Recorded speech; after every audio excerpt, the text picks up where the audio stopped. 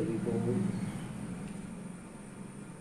आज हम लोग चर्चा करेंगे कि संसार में कैसे रहें। संसार में आज देख रहे हैं कोरोना जैसी महामारी फैली है और पूरे एक विश्व में एक परिवर्तन देखने को मिल रहा है। जहां हमको लगता था कि हमको पिज़्ज़ा, बर्गर, तमाम प्रकार के आहार विहार खान पान से मुक्ति ही नहीं मिल पाएगी, लेकिन आज ये सब छोड़ करके हम लोग लॉकडाउन में घर पे बैठे हुए हैं। तो हमको जीवन कैसे जीना चाहिए, संसार में कैसे हम रहें, उस पर आज हम चर्चा करते हैं। कहा जाता है कि हम उसी प्रकार से अपने संसार में रहना चाहिए जैसे एक वैद्य रहता है, जैसे एक डॉक्टर रहता है। जैसे एक वैद्य रोगियों के बीच में रहता है, जैसे एक डॉक्टर रोगियों के बीच में रहता है, वैसे ही मनुष्य को इस दुनिया के बीच रहना चाहिए। वैद्य को सबसे बड़ी विशेषता है, वह कभी भी किसी रोगी को घृणा के भाव से नहीं देखता है, बल्कि उसकी दृष्टि सदा करुणा उमड़ती रहती है। रोगी के स्वास्थ्य लाभ करने के वैद्य को ही वही करुणा, वही प्रेम का रूप धारण कर लेती है। सुखी जनों के प्रति प्रेम, दुखियों के प्रति करुणा, विशेष रूप से दो भाव वैद्य में सदा रहते हैं। वैद्य कभी भी रोगी से यह नहीं कहता कि, या उसके मन में यह विचार नहीं आता लता कि तूने जो गलतियां की हैं उसका फल भोग, मैं क्या करूं। एक वैद्य, एक डॉक्टर यह नहीं कभी कहता कि जो आपने गलती की है उसकी सज़ा आपको मिले, बल्कि वैद्य के मन में किसी के प्रति पापी, अपराधी, अन्यायी, अत्याचारी होने के भाव भी नहीं उठता है।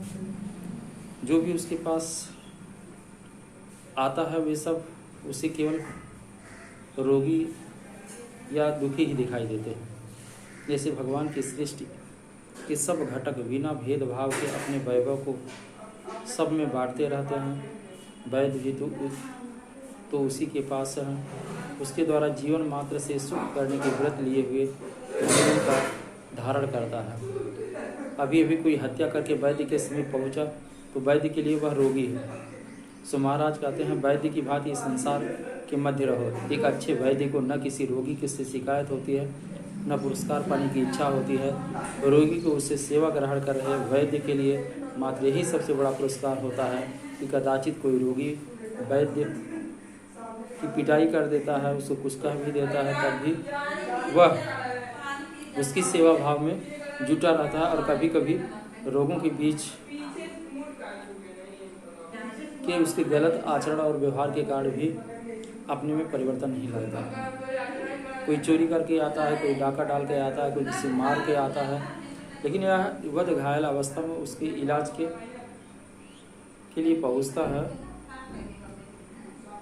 उसका मूल स्वभाव होता है कि वह उसको केवल ठीक करे, उसका केवल इलाज करे।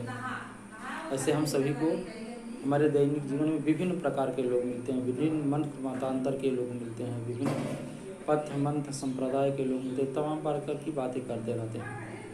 लेकिन हम सभी लोगों का यह स्वभाव होता है कि हम शारीरिक स्वास्थ्य की बात करते हैं, हम मानसिक स्वास्थ्य की बात करते हैं, हम आध्यात्मिक स्वास्थ्य की बात करते हैं। योग विद्या वह माध्यम है जिसके द्वारा हमारे शारीरिक स्वास्थ्य, हमारे मानसिक स्वास्थ्य, हमारा आध्यात्मिक स्वास्थ्य उन्नत होता है। तो हम सभी भाइयों से निवेदन करते हैं कि इस भाव के साथ हम वर्तमान में जीने का प्रयास करें। भूत में क्या हुआ, भविष्य में क्या होगा, इस पर ध्यान न दें तो शायद बहुत अच्छा रहेगा। इन्हीं बातों के साथ आज अपनी वाणी को विराम देते हैं। हमको संसार में कैसे रहना है, हमको संसार में एक वैद्य के समान रहना, एक डॉक्टर के समान रहता है। जिससे भी कितने भी अपराध करके कोई डॉक्टर या वैद्य के पास इलाज करने के लिए जाता है तो वैद्य निष्कलंक भाव से, निष्भाव काम भाव से उसकी केवल इलाज करता है। और कोई भी कितना भी गलत काम करे वह एक रोगी ही उसको मानता है। वैसे हम सब लोगों को भी अपने जीवन में उनका अनुकरण करना चाहिए। और आप देख रहे हैं कि इस कोरोना जैसी महामारी में भी तमाम प्रकार की शिकायतों आ रही हैं, कभी उनके ऊपर पत्थर मारे जा रहे हैं, कभी उनके ऊपर तमाम प्रकार की वाणी व्यवहार के द्वारा भी उनको चोट पहुंचाया जा रहा है, लेकिन वो निष्काम भाव से देश और राष्ट्र की सेवा करने में लगे हुए हैं। तो हम सभी का सदा नमन करते हैं, वंदन करते हैं और सभी का स्वागत करते हैं कि हमारा भी जीवन उसी प्रकार से जैसे एक वैद्य का होता है, जैसे एक डॉक्टर का होता है, अपने जीवन में अपना करके देश को, राष्ट्र को ये कुछ कर पाएँ, ये बहुत बड़ी बात होती है। हमारा जीवन योग के लिए है, हमारा जीवन स्वदेशी के लिए है, हमारा जीवन दास के लिए है।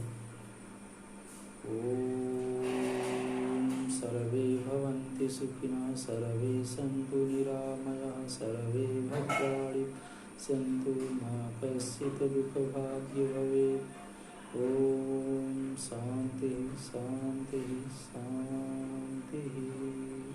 सभी को सलाम।